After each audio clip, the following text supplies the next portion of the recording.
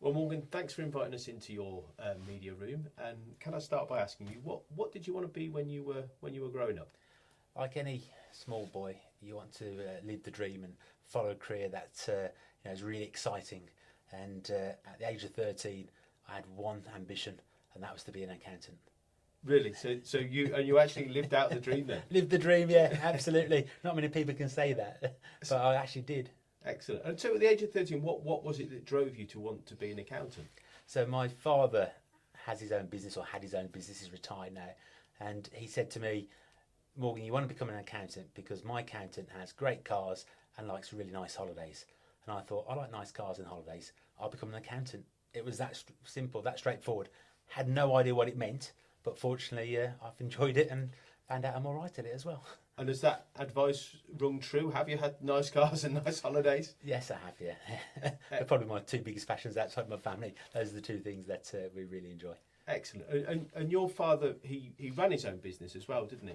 Yeah, so he got made redundant in the 80s in one of the recessions from a steel stockholder in Walsall, and he decided to set up his own business, polishing stainless steel, and he grew that business. It's still ran to this day by my sister, who's managing director. She's been managing director for I don't think 20 years or so, and she's moved the business on to the next level. But it's a fantastic thing that he managed to do after the disappointment of being made redundant.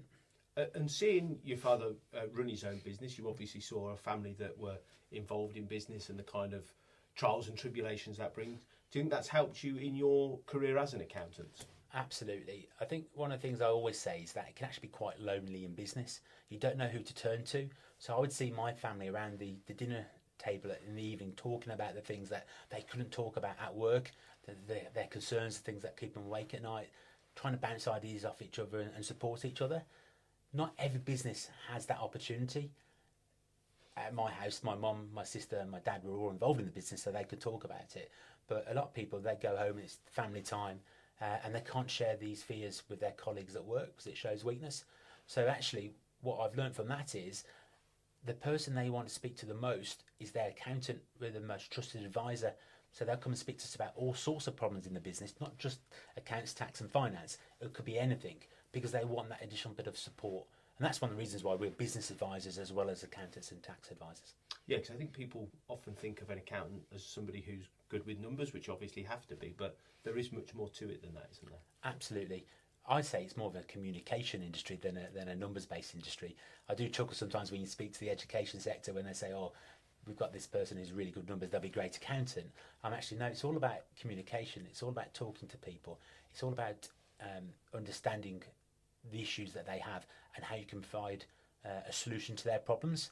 Now, of course, numbers and maths is about problem solving, so there is that link naturally, but it's much more than solving a problem with numbers. It's solving a problem that really impacts on somebody's life or business.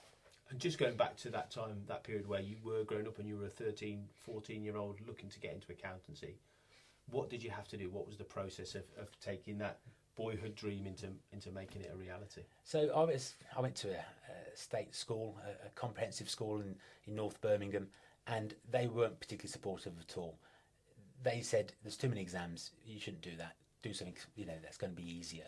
So actually I decided that I would do accounts at GCSE level, but then I left that school to go and study more relevant subjects at A level. I went to a college and did accounts, law, economics, business studies.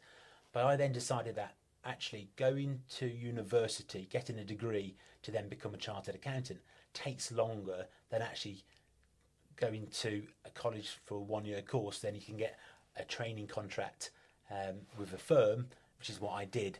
It meant that I became a chartered accountant probably a year quicker than if I'd gone to university, without all the costs and debt and all those challenges that come with funding a university place. And can you remember your first job? Yes, it was a firm in Birmingham called Wenham Major, which is no longer here. It was a small independent firm where we had lots of different owner-managed businesses as clients, and it was a great foundation for my career. Learning, back in the 90s, all the proper accountancy skills, from incomplete records where people just bring in a paper bag full of receipts and make a set of accounts out of that, to actually auditing large listed companies as well. So it was a great foundation to my career by learning all the basic skills in a really supportive environment. Yeah, and what led you to what is now Prime? So I left that firm because I wanted a bit more experience with some of the more complex areas in the profession. And I joined a firm called Grant Thornton, which is a very, very well-respected national, international firm, and did work on things like listed companies and public interest entities. Really, really, challenging technical work, which I really enjoyed. But I missed the opportunity to support that owner-managed business. I like dealing with the entrepreneurs behind the business and supporting them, problem solving, and just getting to know them. That they're always characters. So that's what brought me back to a firm like Prime, and I joined Pillion Florsham in Coventry in 2004, which was the foundation firm for Prime. We changed the name of Pillion Florsham when I became a partner in 2007, when we made our first significant acquisition of a firm in Solihull called Rafter & Co. But it was coming back to this sort of firm that deals with owner-managed businesses, supports their clients, that really attracted me to this space.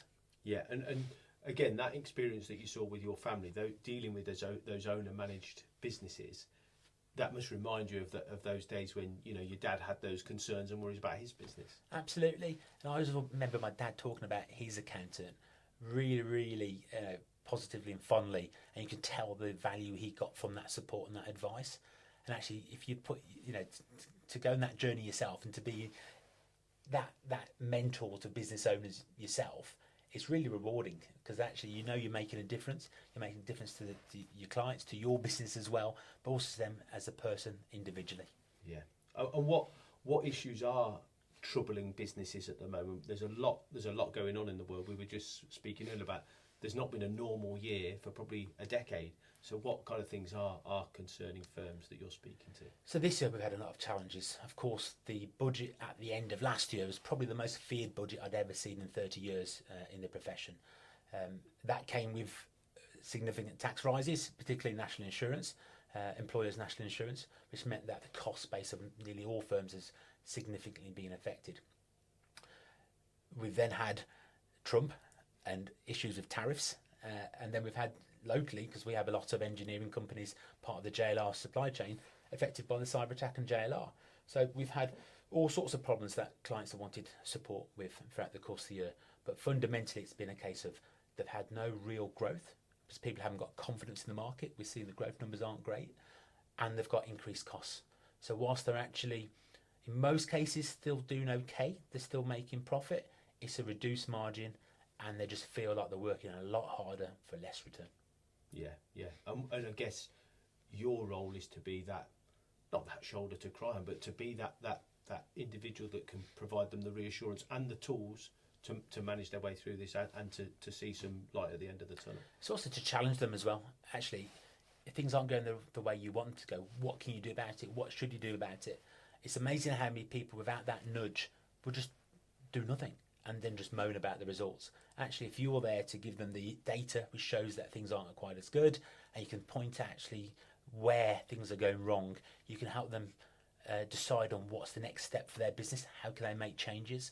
How can they invest? How can they plan? And how can they adapt and change in the right direction to make their business even more successful going forward? Brilliant. And what's next for Prime in terms of your own growth? So we're always looking for growth, and one of the things that we've identified is that actually we are going to acquire more talent, key people in the firm to add value to our clients. And what we found is we've already hired 2 new audit directors in the last year, and we've won more audit work in the last year than we've won in my memory at Prime in 20 years. And it's partly because when you've got the talent, they will go and fill their desk. But also it means that you're more competitive and you're more responsive when an opportunity comes in. So we've grown a lot of audit work in the last year. We've got inbound tax directors joining the firm, partly because of what we just talked about, the tax environment being harder for our clients.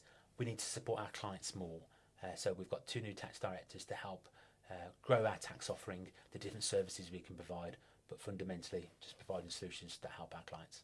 Brilliant. And finally, has it been all you expected it to be? That 13-year-old boy who wanted to be an accountant, has it lived up to the expectations? I think it's exceeded it. I had no idea what it meant when I was 13 years old. And to be honest with you, throughout my career, my role has changed significantly. So of course, when you're a trainee, you're learning your debits and credits and how to construct a set of accounts. And then you learn how to use that set of accounts, and then you become an advisor. And then as I've progressed within Prime into the leadership team and to managing director in the last year, actually you're running your own business as well. So I'd say it's had more variety than I ever expected, and it's been far more enjoyable than I expected. And has it delivered on that fast car? It has, yes. I do have a little toy in the garage. I'm very lucky I've got a Lotus, which I enjoy driving when I get the opportunity to. Excellent. Well, thank you very much. Thank you, Lee.